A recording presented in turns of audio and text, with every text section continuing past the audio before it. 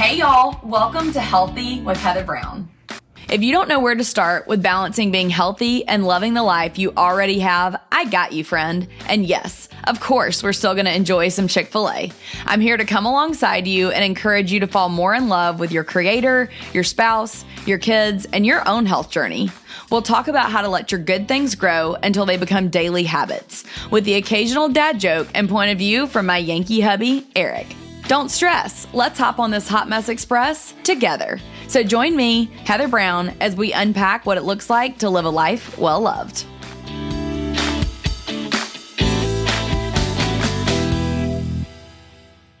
Hi, everybody, and welcome back to another episode. I am so excited today because I am bringing on one of the guests that I'm most excited to have on this season, which is Morgan Kline. And for those of you that don't know who that is, buckle up and get excited because she is the co-founder and the new CEO of Burn Boot Camp. She and I actually met before when I was on her podcast, and I am pretty much obsessed with all things Burn. If you haven't been following me for a hot minute, you already know that. So when she said that she would come on and be with me today, I was so excited. And she also is a podcast host over at the new Burn Boot Camp. So welcome, Morgan Kline. Yay. I am so excited to be here and to be one of your first few guests on the podcast. So thank you. Yes, I'm honored to have you here. So Morgan, I know I gave a little bit of an intro about who you are and what you do, but will you tell them just a little bit more from your personal standpoint? Like what is Burn? If they've never experienced the big Burn energy, that's what her hat says right now. And like who you are as a mom and wife. Yeah, and all that. absolutely. Yeah. So my name is Morgan. I am a mom of three. So I have a 6-year-old, a 4-year-old, and a 2-year-old. So I am in the thick of just crazy town. And, alongside that, I'm also building a business with my husband, Devin. So we started Burn Boot Camp 10 years ago in a parking lot because we were 23, 24 years old and did not have a lot of resources. And so at the time I was working full-time for the Kellogg Company, which I thought was my dream, and to work in corporate life and, climb the corporate ladder. That was my American dream. And so I took a big leap of faith about 8 to 9 months into starting Burn Boot Camp with Devin. And I quit my full-time job and did this with him full-time. And so we grew Burn Boot Camp in the Charlotte area from 1 location to 5 locations. And then we became a franchise in 2015. So we now franchise our brand. We have over 300 locations open. We're in 40 states. It's just been crazy, crazy, crazy growth. And obviously you've been along for the ride as well. We have over 300 locations and I was just appointed CEO. So I've played a lot of different hats in the company. Obviously I've been a trainer. So I opened my own gym back in the day. I've been a trainer, been a business owner to like single gyms. And then I've grown up and I've been the COO previously. I'm a very operational minded human being. That's just my natural giftings. And thankfully, Devin is the complete opposite. So he previously was in the CEO role and he's a true visionary. And so, we are making this move into me CEO, him visionary, just to really get us in the right spot so we can grow this brand. We have huge goals. We want to go global. Devin will say he wants to go to the moon is really the expression that he loves to put out there. So he's a big dreamer and I'm a big doer. And so it's a perfect combination for the two of us. And we've built an amazing team around us to help get us to where we are now, and some really great franchise partners along the way that are out there, building their own communities and building the brand and, changing people's lives. So, yeah, absolutely. Well, I have to ask you initially, because I asked my audience on Instagram stories this morning if they had any questions for you, and it goes right in line with what you just said. They just asked me, will they ever offer an online only Burn membership option for those not local to Burn?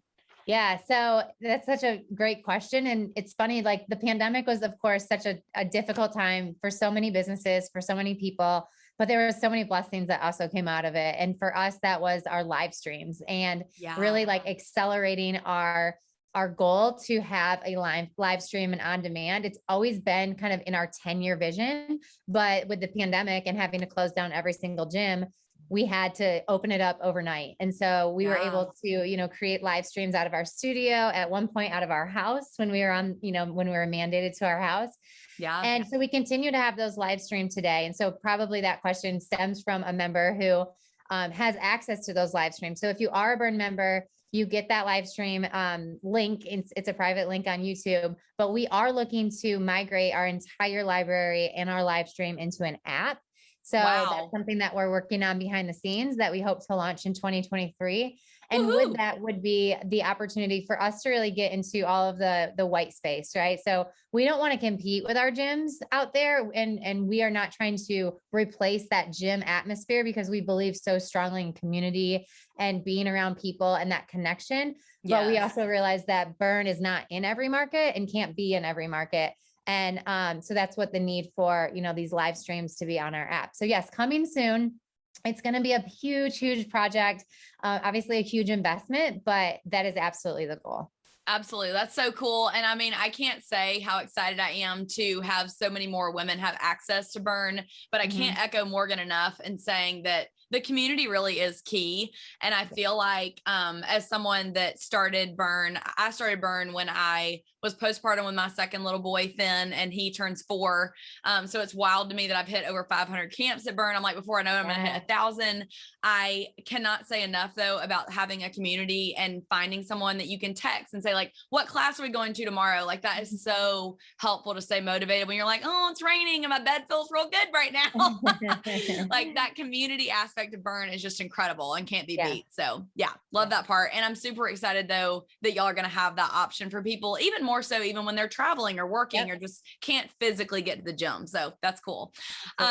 And then Morgan, you said so many great nuggets already that I wanted to dive right into. So you obviously just said that you're a mama to 3 babies while running this business and, not only launching it, but then scaling it, quitting your full-time job, you're balancing being a wife and all these different things.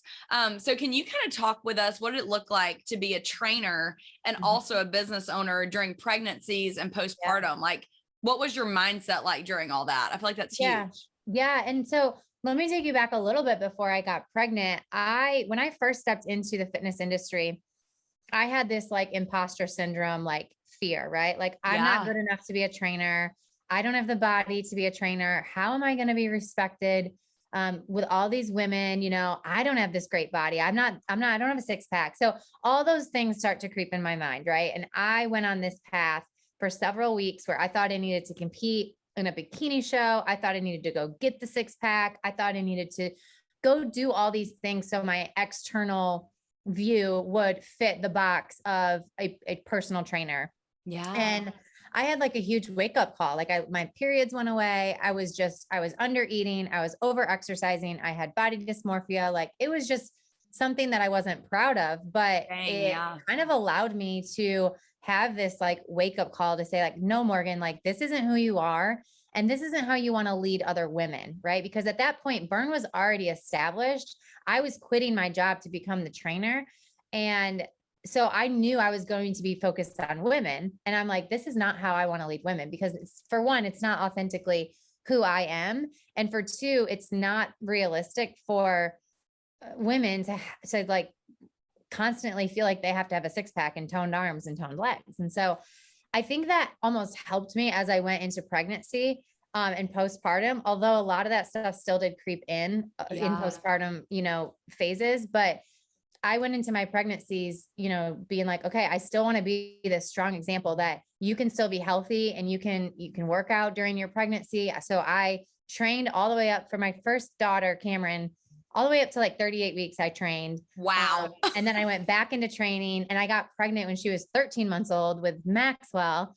So that was a little tougher on my body, but I still, and the business was growing so much. So, but I still was just a strong example that, hey, it's important to take care of our health, but not necessarily for the physical reasons, but for the mental reasons. And, I wanted to have a healthy labor and I wanted to feel good and have energy throughout my. Oh my stars, you guys. How are we almost at the end of this year? I do not even understand where it went. If you feel equally overwhelmed and ecstatic about getting into the holidays with your kids, I feel the exact same way. Truth be told, there's a lot of pressure that comes with the holidays. Think about all the things we have to squeeze into the fall and winter. Games, practices, pumpkin patch visits, Halloween parties, Thanksgiving, Friendsgiving, cute family photo shoots, Christmas parties, buying gifts. Everything that you cram into October, November, and December can leave you seriously feeling like you ran a marathon by the end. What if we found a way together to savor the season instead of cram it all hurriedly in? I don't want you to feel like it was all a blur, so I figured out what would help me in this season to stay on track and put it all in one comprehensive and pretty, if I do say so myself, planner. It's a way for you to make the most of the holiday season and includes memory verses to do with your kids, traditions, and recipes, plus doable health reminders for each busy month. If you need someone to reconfigure your heart and brain so the holidays will be life-giving instead of soul-sucking, this practical resource is your shortcut. Head to www.mylifewellloved.com/ebook to grab yours now and use code podcast to get 15% off. So during my third pregnancy, everyone had kind of seen me work out live, and I knew I had some eyeballs on me, whether that was my social media or whether that was the live streams. And so I documented my postpartum journey for number 3. So if you actually scroll way back on my Instagram, you see what my body, a real women's body, looked like 1 week after postpartum and, 3 weeks postpartum and 1 month. I tried to keep it super real because I think it's not shared enough that, hey, it's not normal to just bounce back, and it shouldn't be the expectation. And so through that, I've just tried to lead myself and other women gracefully through that journey, because we do have so much pressure on us to bounce back. And I really hate that. That's one thing I'm trying to shift in this industry, is that we have to look a certain way and that we need to bounce back. And for me, postpartum fitness should be more about our mental health and less about losing the weight. Yes. Oh my gosh. And in fact, that reminds me of one of the first few episodes that I recorded, and I'll put the link down in the show notes, but I was talking with a lady that specializes in pelvic floor rehabilitation. Yeah. And she was just talking about how much more of a leg up would we give women if, instead of the messaging of bounce back after baby, we said let's go ahead and start being proactive about ways to take care of your body and your mindset and your, whatever you have going on down here to give you that leg up, versus being oh, you just need to bounce back. It's no, that's actually super harmful messaging. It is.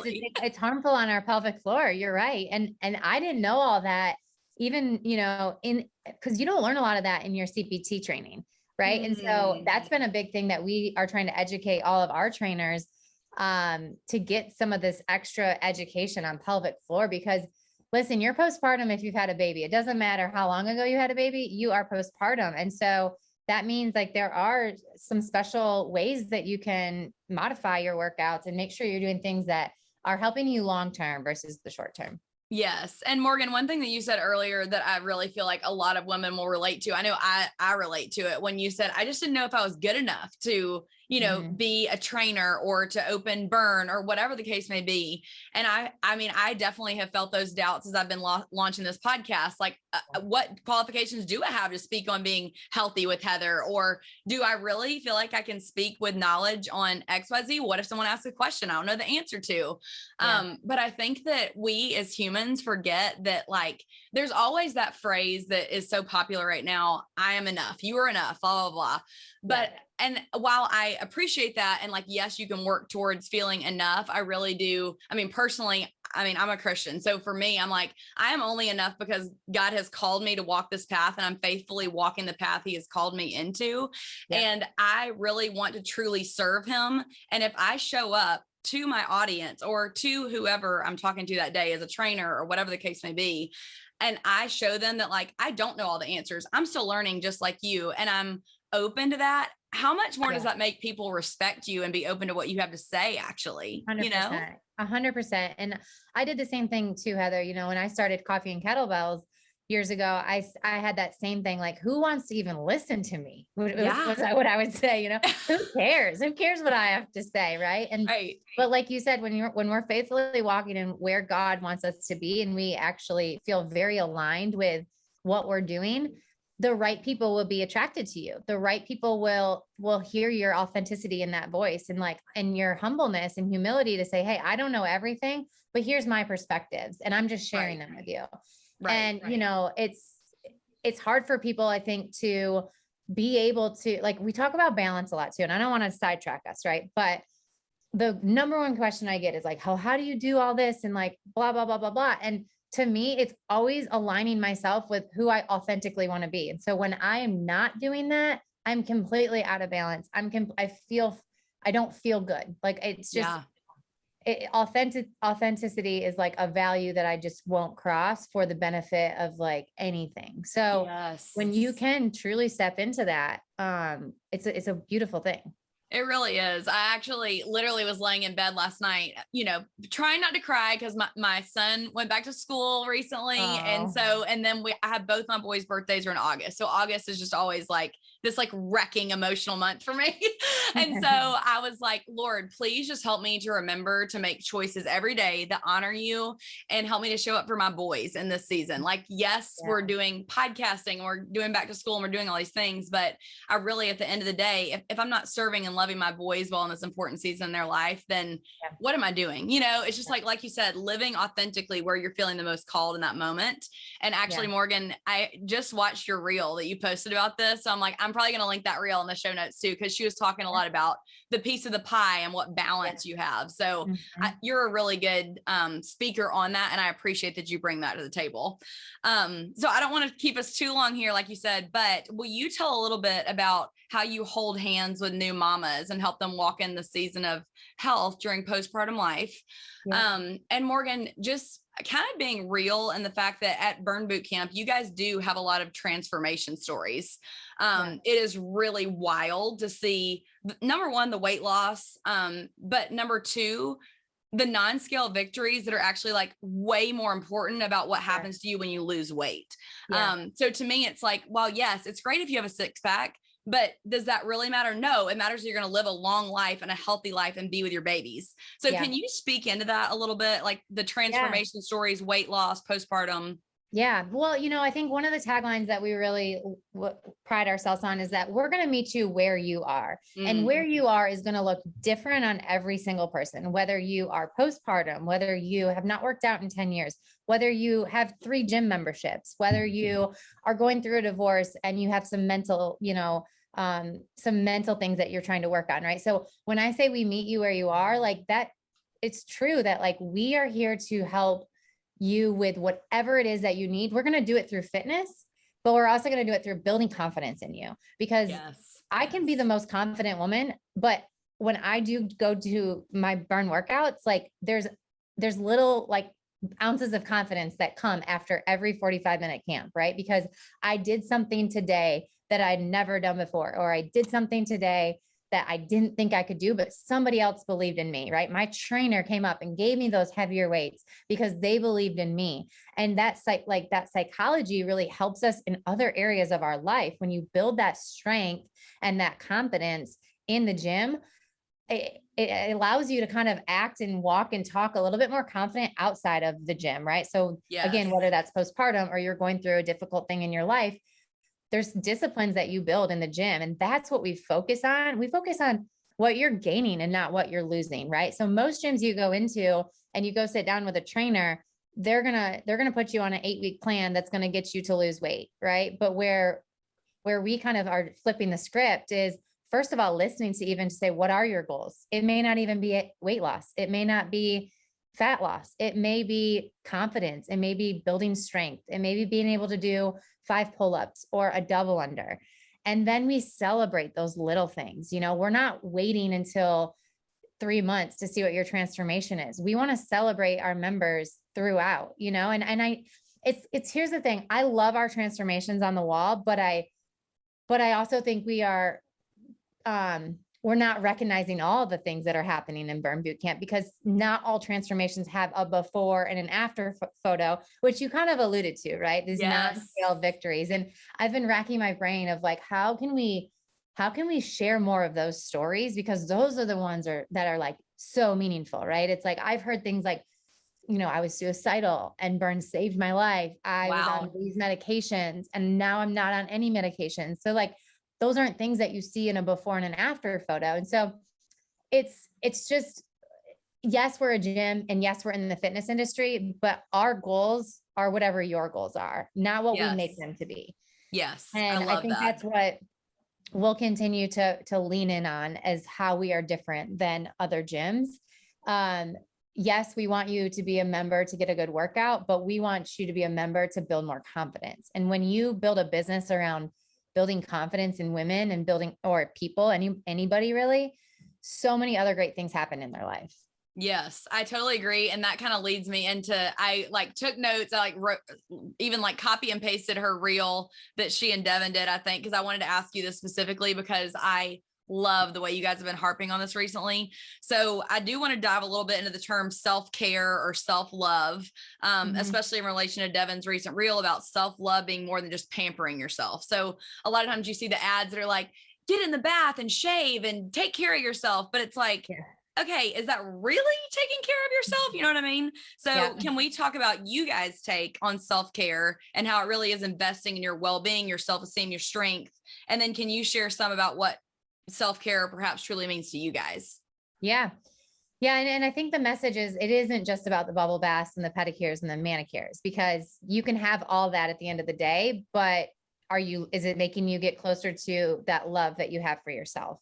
And so for me, it's, what are the areas of your life that you aren't proud of right now? And it's kind of a gut check to Yeah. say, what are some things in your life that you want to change? What's the vision? Devin always will ask people, what is your vision?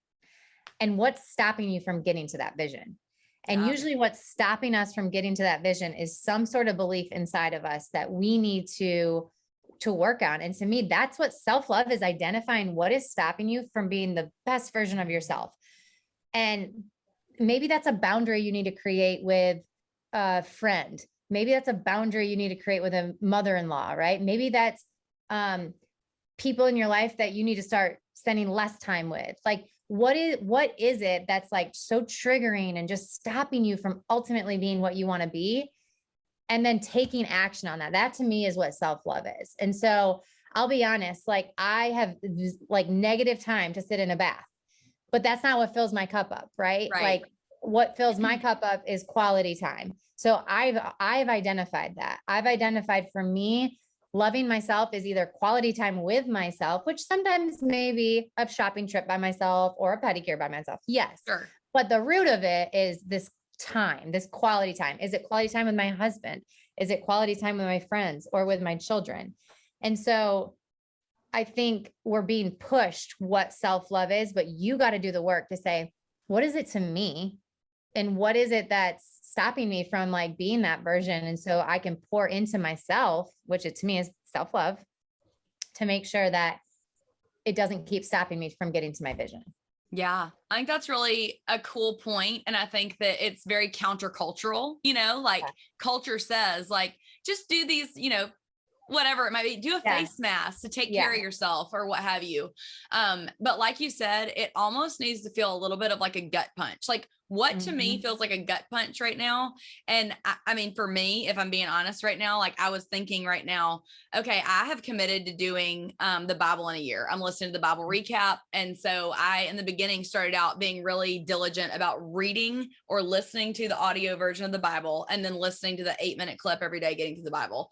Well, as I've gotten busier and like, I'm not really taking care of that, my spiritual health and like taking the time to dive into the word, I'm like, I am feeling more empty and I'm noticing that I'm more like edgy or just not, while I'm getting to the gym, that's great that I'm doing that, but I'm ignoring this other avenue. So almost like what it makes you feel a little bit like, oh, I don't want to admit that. That probably is where you need to be like, I need to work on that. That is how I take care of myself right now. You know what I mean? And I think that's great self-awareness to be like, I'm edgier, like maybe I'm shorter with my kids, like, or I get anxiety when I know this is happening on, in my calendar. Like, get real with yourself. Like, get real to be like, okay, why am I edgier? Why do I have anxiety over this? Why am I short with my kids? And I think then that's when you can identify the things that are holding you back from being who you truly need to be. And then the hard part is removing it or adding something to your life that isn't necessarily comfortable. That's the hardest part, is actually the doing of it. Yes. Amen. Preach it, sister. Oh my God, it's so true. Eric and I actually will do a marriage check-in a lot of times. Like we'll be on a date night and he will sometimes be the reflective piece that'll say, hey, I know that you're doing this 45-day cleanse. I just want to make you aware that these things are happening. Like just want you to be aware that you're maybe a little bit more short-tempered. And so it is really nice to have that accountability of either your spouse or close friends that all so it can help be a little bit more self-reflection than sometimes of what you can even see in yourself. Totally. Okay. So one thing I wanted to ask you about is, what are your tips for beginners that want to get into fitness? So what is their starting point? If someone's listening to this who is maybe overweight, their doctor told them they need to lose weight, they just feel stuck, they feel blah, they just can't get going. What do you say to that person? Yeah. So, well, first of all, I'll just plug Burn Boot Camp, because I truly believe that if you have one near you, that's one of the best things you can do, is just jump in and have a community. But I know that's not the reality for everybody. And so I would say, if you're listening to this and you are feeling stuck, just start somewhere. I think so many people take on everything at once, and that sets them up for failure. So I'm not kind of like an all or nothing type of girl. That's not necessarily my philosophy. So if you were my member, I wouldn't be like, all right, we're going to do 5 days a week. We're going to cut back on the dairy. We're going to increase your protein. We're going to drink a gallon of water a day. Like, that's a lot, right? I'm setting you up for failure, because that's a big change in your life. So I'm going to take it small, and I'm just going to say, okay, what's our goal this week? Is your goal to walk 3 times a week? And then can you layer on maybe one more goal of drinking 60 ounces of water, or 60 more ounces of water. Sure. So like that to me is like all very achievable goals that we can compound over time. Right. Yes. So many people think they need to just start a program and they need to go all in, and then they get 2 weeks in and they're like, they fail because they missed a day or they did something wrong. And so take some pressure off yourself and really like sit down and just, okay, get moving every day, something, right? Whether that's a walk, whether that's running mailbox to mailbox and then walking mailbox to mailbox, like, what are just some things that you need to just get your body moving? And then what's something you can do outside of exercise, like drinking water, or maybe it's cutting fast food out, starting with 1 time a week if you eat it every day, And so what are those little things that you're not completely depriving yourself of your old lifestyle, but you're starting to build new habits? And then what I recommend doing is connecting how you feel with your actions. So how do you feel after you take those walks? How do you feel after you eat that fast food? And try to associate how you are feeling mentally, physically, with what are the things that you're doing. Because the more in tune you can be with your body, the more self-motivating you can be to get those good feelings as much as you possibly can. And while I do love me some McDonald's fries, I can tell you the way that I feel after eating those, yes, not the same as the salad. Same, girl. There's a time and place, but it can't be all the time, right? Because, exactly. So I love that. You just need to start small. I really do believe that. And I think that you made a good point. Like maybe you're like, I can't even show up to a Burn Boot Camp yet because I'm too intimidated to walk in the door. Okay. Well, then can you even write down your calendar? My goal is to walk into Burn Boot Camp by 30 days from now. So for the next 4 weeks, I'm going to walk 3 times a week and celebrate those non-scale victories. Like when you walk 3 times that week, that is worth celebrating, because consistency trumps you just like going hard for 2 weeks and then giving up, For sure. I love that. And then Morgan, another question that I wanted to ask you from the audience that they submitted was, how does Burn decide workouts each week and the protocol for each location making their own? And then I'm going to add on to that, because I'm a nerd and I want to hear more about how you determine the splits. Like, how come, like some weeks we'll do abs, maybe only once every 2 weeks. I'd love to hear the mentality behind that. Yeah. So we have our master fitness programmer, Matt Morris, who runs our live stream. So if anybody, and by the way, we have live streams every Tuesday, are free and open to the public. So if you are wondering what Heather and I are talking about, every Tuesday on our YouTube channel, Matt does do a free live stream to the public, just to give you a taste of what it is. So honestly, our protocol really originates back to when Devin and I started opening multiple locations and then becoming a franchise. We were like, we really got to dial this in because we offer a universal membership. So, if you're working out at your home gym and then you're traveling to Florida the next day and you want to go hit up a Florida, well, you don't want to repeat a leg day. So from early on into our branding, it was very important that we organize our protocols. So every Sunday we release our protocol and, it's body splits. So like you mentioned, maybe today is push pull, maybe tomorrow is an athletic conditioning, maybe the next day is arm or legs, so our philosophy is you don't have to work out 6 days a week, but if you wanted to work out 6 days a week, you are not going to overtrain any particular body part or body muscle. So it's important to us to have safe workouts. So we don't do full body every day because then you're going to overwork certain muscles and that's doing more damage than it is good. Yeah. So Matt is now fully in charge of that. And so what he does is he looks at like a full month and he methodically plans out what the protocols are going to be from a like formatting and focus standpoint. And then he builds all the workouts. And so that is then put into our trainer portal and our trainers can pull it out and they have like a 90-10 rule. So they are able to tweak the exercises and tweak the format to, be conducive to their size of the camp size or size of the gym, or if the weather's bad, or if they don't have certain equipment. Sure. So they still have flexibility because to us, training is an art and training is a craft. And so we don't want to be robots. We don't want our trainers to be robots. We want them to feel that creativity, to make some tweaks, to deliver the best workout out there.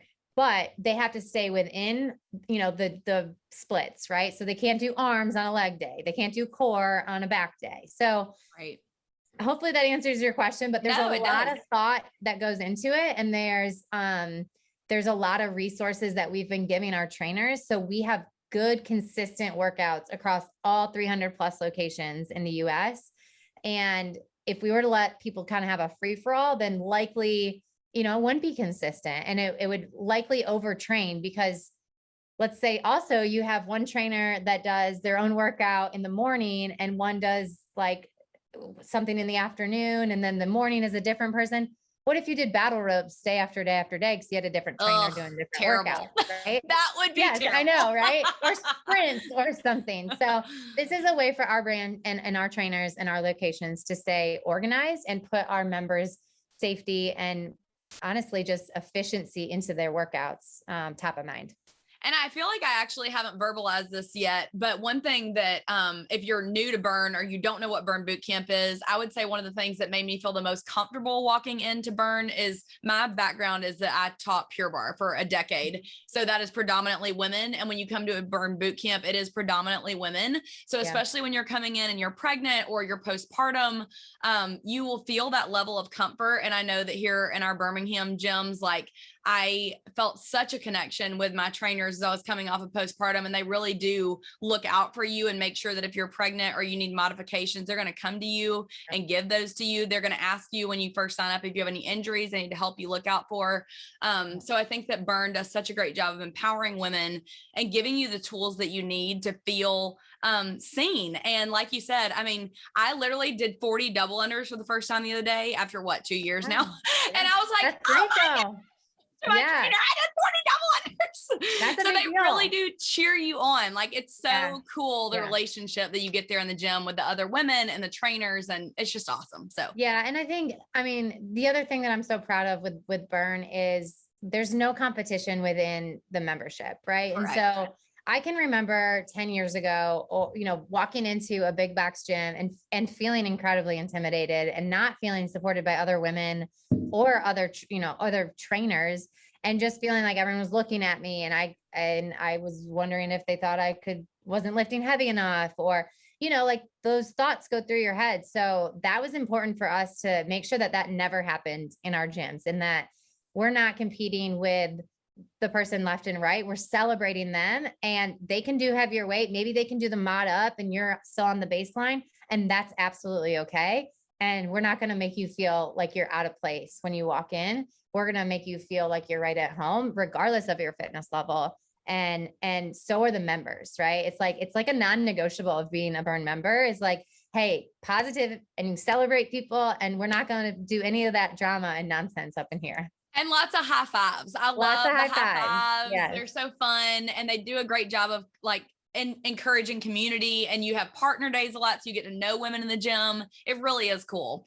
Now, Morgan, I know that I've taken a lot of your time, so I know I need to let you go, but I do want to tell people, I'm going to ask you one more question, and then I want you to tell everybody where they can find you and all about the things that Burn sells and discount codes and all that good stuff. So my final question is, what is your favorite thing in your health journey that's making you feel like yourself right now? And I ask this to everybody. So it can be anything that makes you feel like you.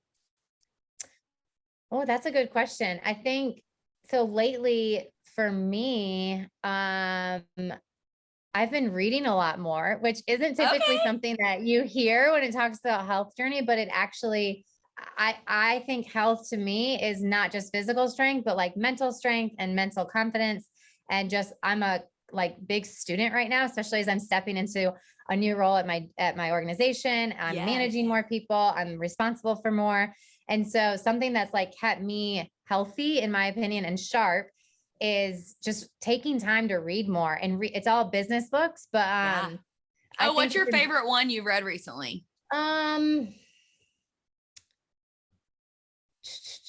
Rocket Fuel is one that just has helped Devin and I.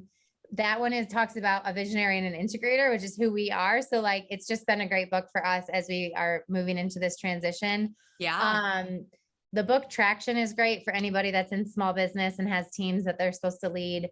The E-Myth is another good one. So those are like business books, but that's probably not the answer you were thinking, but that is something I love it. Me feeling good about myself. I love it. Well, I actually just finished with so the way that you're talking about you and Devin reminds me a lot of me and my COO, Alyssa. And Alyssa and I actually just did a whole video course on building a team and what it looks like for us as a brand. And, you know, like you said, being able to have some sort of balance where you're not like, it's always just me. And like, if I'm not taking care of my babies and they're sick, then like the business just goes, you know, by the wayside. So I'll link our course down in the show notes as well.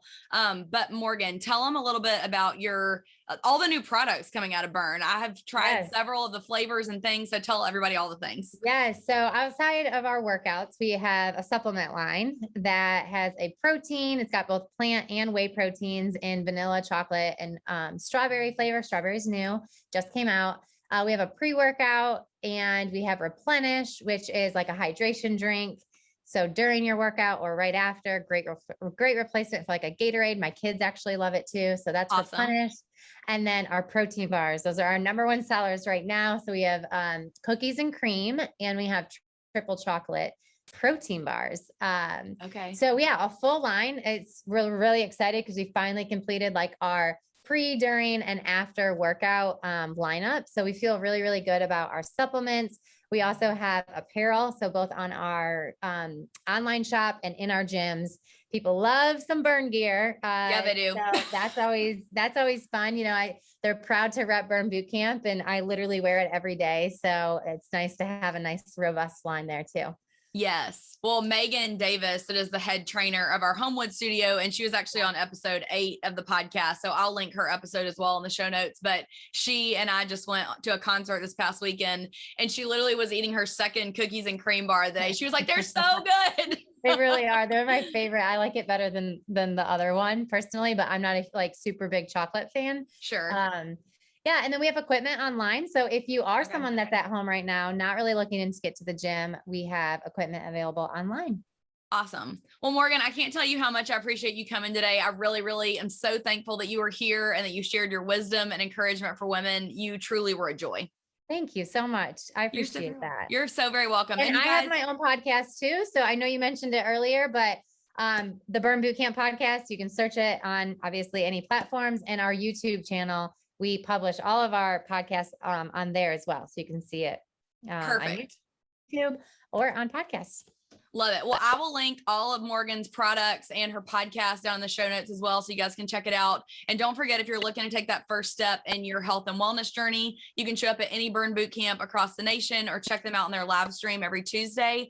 And then also, I am actually doing right now a fall back into fitness freebie on my website. I will link that here so you guys can get a hold of that to get started and have somebody hold your hand. But thanks again for being here, and I'll see you next time.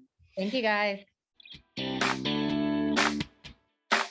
If y'all think I'm a little crazy, just wait till my favorite guest joins me in the marriage corner. It's my hubby, Eric. Eric, you left everybody hanging on that last episode. Everybody's on pins and needles and cannot wait to hear your story, I'm sure. So yes, last time we talked about how important confidence is in a relationship, and we were just talking about when we were first dating. I know we're going to talk a little bit about dating and how important making a priority to date one another is. I do believe I remember I told you when we were first dating, and this was maybe a few months into our relationship, that my prior experience with relationships, I usually found right about the 9-month mark is usually when you have to make a decision on if you're going to be serious with a relationship or possibly end that relationship. And that was a lot of my personal experience. And one thing that you had talked about in the past was, well, actually both of us in our prior relationships, we had always been the ones to basically end the relationship. We had me and my one relationship prior to you. may have had a few more than that, but anyways, so I did feel like I put a lot of pressure on you by giving you that 9-month kind of just experience. I felt like when I said that, I'm guessing the clock in your head started to tick a little bit as far as... Yeah, I'm like, why didn't you wait to tell me that until after the 9-month mark? So then in my brain, I'm like, oh my gosh, we're getting closer. We're closing in on this weird date for Eric. Like I said, probably not my wisest decision as far as planning out our relationship. But in your defense, you were 20 years old, right? I was 20 years old. Well, I think this was about the 8-month mark in our relationship. I remember it vividly. We were sitting in my car, my 96 Honda Accord, I believe it was at that time, outside of the rental house just off of campus. And it's about our 8-month mark. And I'm not sure if maybe you brought this up because the 9-month mark was coming and maybe you wanted to get out ahead of everything. Sure. I can't remember the exact details, but basically we were sitting in the car. We had just been on a date. I felt like it went fine, I believe. But you start talking and, long story short, you basically said, Eric, I think maybe we need to take a break in our relationship. I did say that. And I was immediately caught off guard. I felt like things were going great. I was in this relationship. And I was in protect and preserve mode, apparently. Well, I felt like at that moment, it was a critical time in our relationship, and it could have gone one of two ways at that moment. And I'm not sure where the inspiration came from, but this goes back to having the confidence in yourself and also in your relationship. I remember saying to you, I said, Heather, you're either in this relationship or you're out of this relationship. I said, I'm in this relationship, and I said, if we were to get married, you can't take breaks in your marriage. So either I'm telling you right now, I'm all in, and if you're not on that same page, then I'm not in for taking breaks, and I think we should probably just end this relationship. And in my brain, I was like, oh, snap, this guy is calling my bluff. So yeah, basically, I pushed all my chips in, turns out I had the nut flush. I don't even know what that means, So, but a little poker term, Okay. I had the winning hand, if you will. Oh, okay, I see. But anyways, I didn't think about it as calling your bluff at that time, but in my mind, I was confident in our relationship. I was confident in how I felt about you, and I do believe that. I don't believe in taking breaks, And I think people, you're either in it or you're out. And especially in marriage, like I said, there's no taking breaks in a marriage. And you responded and you said, well, I guess if you feel that way, we're gonna work this out. That's right. But deep down, it was just the confidence that I had. I think maybe you were looking for a little confidence as well too in our relationship. Facts. I was like, we're up on that 9 months. Am I going to get the reassurance, or is he out? So long story short, you were in it as well too, and yeah. Yeah. And Eric's dad even was talking with us about this not that long ago, but he was saying that even, statistically in a marriage, from a pure statistic standpoint, that once you take a break, that isn't it like over 50% of marriages at that point though end in divorce usually.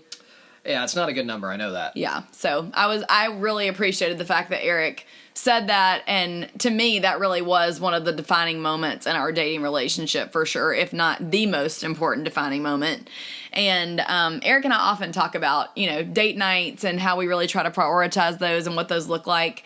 And we actually get a fair amount of questions about that. Like, Eric, some of our favorite date nights, some of our favorite ways to prioritize our marriage. So I thought it'd be interesting today on the Marriage Corner just to talk a little bit about how we, in the beginning of our marriage, obviously we didn't have a lot of resources. We were on a very tight budget. Maybe can you even talk a little bit about some of your favorite date nights and what you do to kind of keep things creative?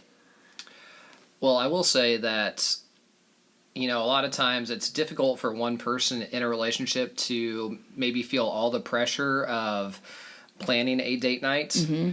And I feel like you and I do a fairly good job. Now, one thing that I appreciate most about you is, especially with kids that we do have, you handle the babysitter, and that is, I would say that's 90% of, planning a date night with kids.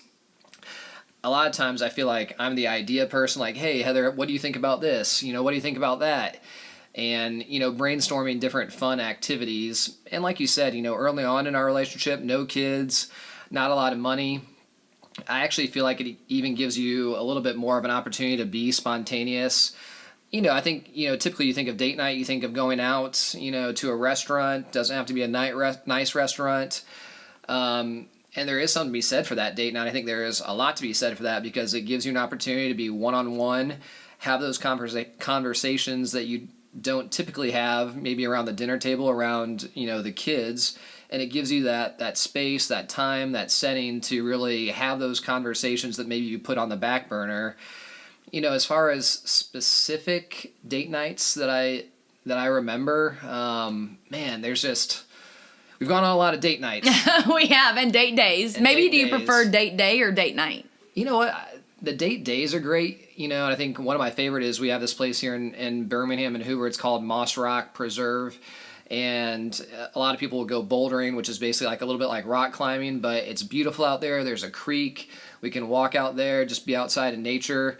And then also, too, there are a couple restaurants outside the preserve, and you can have a little drink afterwards as well, too, or have some food, which is nice. So I like doing a little bit of a combo date as far as that's concerned. I even remember, we would go putt-putting or do go-karting like early on in our relationship, usually with a Groupon or something along those lines. Oh, absolutely. So we were big on Groupons early on in our relationship and finding different fun things to do. One thing I would say, we never really did many movies together, many movie nights. And I think the main reason why is because there wasn't an opportunity to talk, in a movie. Right. Yeah, I would agree with that. I'm not against movies, but that was just our thing. Yeah, I would definitely agree. And I think that one thing, we were just talking about things that are underrated about your spouse in the last episode. Eric, one thing that I should have said about you is that you are so great at like being on top of the trends. Like, Eric is so good about being like, I'm going to go on Yelp and see what new restaurants are out there.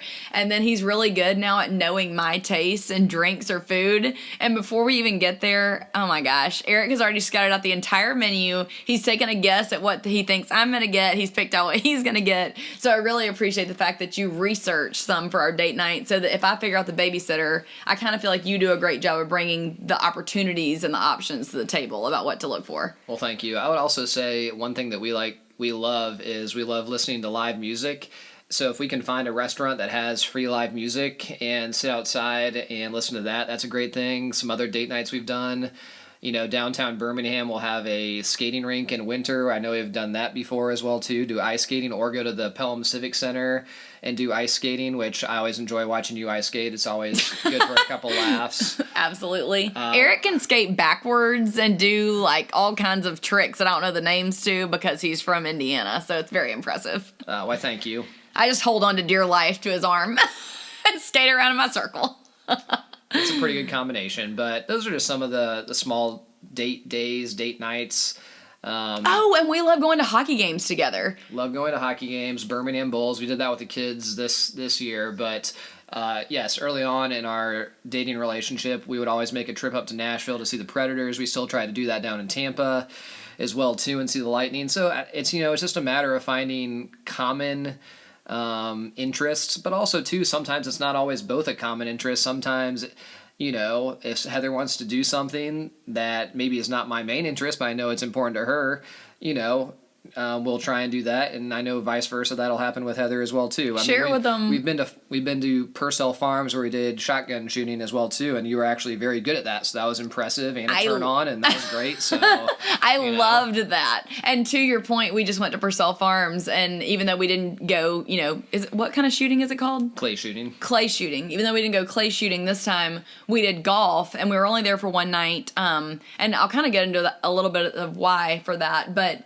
we really enjoyed just getting to be out on the golf course together and just hanging out. I love watching Eric do something that he loves. I just think that's fun for me. And we went with two other couples from our neighborhood, and I was talking with one of the couples about how we really enjoy that time because you usually don't have your phone out on the golf course. The reception isn't great out there. So you know that you're going to be zoned in to really be able to hear each other, be present, and not be distracted by your phone. So Heather, what do you think about dates with other couples? How do you think that plays into the role of dating one another? Is there a good balance to that? What do you think as far as that's concerned? Yeah, so I think that our take on this might be a little bit controversial because I know that some of our couple friends pretty much only go out on dates with other couples. I would say that Eric and I tend to aim to do most of our date nights just he and I, but I would say maybe 25% of the time we might try to go out with another couple because we feel like they bring new conversation and just different topics that you wouldn't talk about normally. But let's all talk about the struggle with double dating or triple dating or whatever it might be. I think I know where you're going with this, but one thing that we talk about a lot, and this may not be where you're going, but a lot of times when you're going on a date with another couple, we find sometimes at least either the spouses will get along very well together or maybe the husbands will just get along very well together, but it's very rare where you can find a couple where both spouses get along together. Yeah, so when you're able to find that, that's always definitely a bonus, and but yeah, sometimes that's difficult to find. Yeah, absolutely. That's definitely where I was going with it. I mean, there are so many times where I feel like Eric has come along and been that dude and I have nothing in common together. Luckily, you're a great conversationalist and question asker, so it's fine. But there's just some people that you're going to tend to click with more or have more in common with, and finding another couple where both the husbands and the wives get along it's a treasure. Well, it is kind of interesting because sometimes we talk about this and it's kind of a running joke now, but a lot of times I feel like I can relate better to the female in the relationship. True. We have similar, personality traits sometimes. I feel like sometimes the women in the relationships that we hang out with, sometimes they are, how should I say this? They maybe just aren't as maybe outgoing maybe. Sometimes they require that little push, and that's the same way with me as well too. You get me out of my comfort zone and push me out of my comfort zone. And I think a lot of the husbands that we hang out with, sometimes they're more open to, saying that maybe that little off-color comment, that little joke that maybe pushes the boundaries just a little bit. And I know some of the women in the relationships, they have that secondhand embarrassment that I struggle with, sometimes as well too. But sure. It is funny because usually I'm like, we're basically, the same person, and you and the wife. Me and the wife. That's so funny. That's probably why the guys like me, because there's some, I don't know, anyways. Get into like some serious psychology, but anyways. True. Well, I was going to say too, Eric, like I know I have a lot of girlfriends, or even I'll get direct messages on Instagram that'll say, wow, you and your husband go out on date night a lot. Do you mind kind of even just sharing a little bit about how your parents like set that example for you, and even the advice that they gave us when we first got married about date nights? Yeah, I think just throughout my entire life, my parents did set a great example of prioritizing date night, and basically just prioritizing that their relationship was the number one priority. And they never said it, but obviously it went unsaid that if their relationship was healthy and they were happy, usually that would lead them to being better parents, being supportive, being in better moods. I have specific memories of my parents coming home from date night, coming in my brother and sister's room, my dad smelling of cigarette smoke from back in the day. So I have those key memories. Oh, sure. So it was a different time back then. Back in the day. That's right. Ripping cigs. But I remember your parents both said to us, like, if there's one key piece of marriage advice that we could give you, it would be to aim for at least weekly or bi-weekly date nights. And I feel like we really have aimed to do that. Obviously there's some seasons where, it's just not possible or we get out of balance. But I feel like in general, you and I aim to do a date night every other week, wouldn't you say? Yeah, I would say every other week. And I was actually listening to a marriage roundtable recently. Candace Owens was a part of it, Jordan Peterson, Matt Walsh, all these people. It was actually very good, and they were talking about just different marriage advice. And one of the presenters basically spoke to this exact same thing we're talking about, is how important it is to continue to date your significant other, how you should always be inquisitive, always ask questions, try and learn new things about your spouse. Never be content, because I do feel like one of the biggest risk factors or struggles that people can get into with their relationship is after a certain amount of time, people can become complacent. They can become, basically sedentary in their relationship. And, if you're not putting the effort in with intentionality, your relationship is liable to slip and deteriorate. So I think it is very important to continue to date one another, to show the priority in one another, and just to be intentional with each other as well too. Absolutely. And I think that another thing that Eric's parents did that they modeled well, I would say for us, is they did typically try to get away once a year as a couple. And I think sometimes it was just for one night or maybe 2 nights, but obviously one of the big things that comes into play is childcare. And I would just highly encourage you, Eric's parents live in Tampa and my parents do live here in Birmingham, but they've, made it very clear to us that they're happy to babysit when they can. But just with the way that they feel and their stamina at their age, they don't feel comfortable babysitting, I would say, like overnight very much for us. So we're very thankful for what they do for us, but we do end up actually in the past, we even swapped with our next door neighbors. Like we would choose a night that we would watch their kids to save money on babysitters and just someone you trust. And then maybe the following week we would watch their kids while they went out for a date night. And that worked out really well for us. And then also just know that there is, where there's a will, there's a way. So even a lot of local colleges will have lists of babysitters that they have approved and gotten lists for and vetted. Wendy is a babysitting app that we have used to find babysitters. And really, I feel like once you find 1 to 2 good babysitter connections, they inevitably have friends that they can recommend. Or if you have a neighborhood, sometimes there will be like a babysitters Facebook group that you can connect to people through, and then you'll see their mutual friends, and you can ask your girlfriend that's used so-and-so before, if they trust them. So I think that date nights are just vital. They're vital for our marriage, I would say, 100%. Yep, completely agree. Yeah. Anything else you want to add, babe, about date nights or budgeting or trips or anything that we try to aim to do for our date nights? Tell them how often we try to go on a trip, just us two. I would say we shoot for the goal of just you and I going on a trip once per year. Sometimes that doesn't happen. Sometimes maybe we can get 2 trips in, but we're always very thankful for those trips. But The day dates and just the typical, nights out are critical, but sometimes it's even nicer to get away if you're able to. It doesn't have to be far away. It can be 45 minutes outside of your hometown to get away and have a different setting. And I do feel like that different setting allows people to open up their minds. It gives them an area to feel comfortable to bring up those conversations that maybe they put on the back burner. So it doesn't have to be a big trip. It doesn't have to be far away. Just get out of the comfort zone. I encourage getting out to nature, getting outside.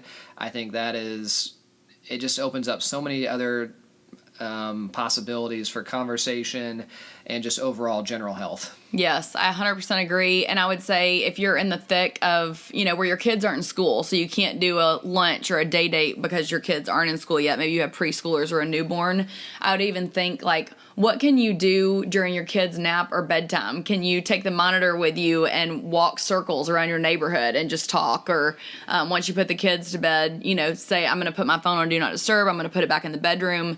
Truly be present with you and let's cook together or try to do a wine pairing or watch a movie, whatever appeals to you and your spouse. But that intentional time, I don't think there's a value you can put on that. It's just invaluable.